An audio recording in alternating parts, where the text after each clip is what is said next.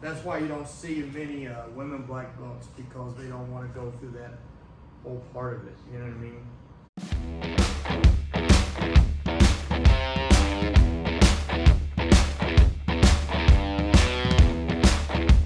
You guys are thinking about like progressing in belts and jiu-jitsu.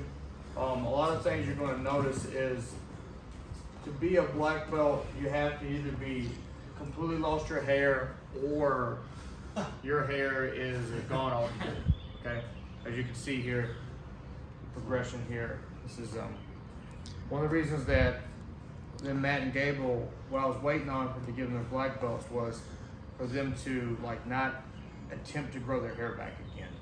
You know what I mean? I know Matt had some times where he was thinking about growing his hair back, and he tried, and Gable would get a little bit on the sides here and there, and I didn't like that. You know, it didn't meet the narrative that I was going for.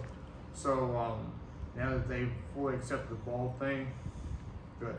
I know you used to check the email out to make sure they didn't have any Rogaine prescriptions coming in. Yes.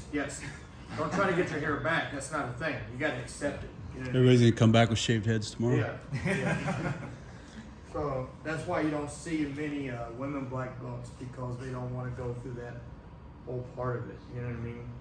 That's why they have to be, the male black belts just have to shave their hair. The women have to just get good at jiu-jitsu. That's what messes people up. Yeah, it takes them so long. They just have to get good at jiu-jitsu. Yeah. All right.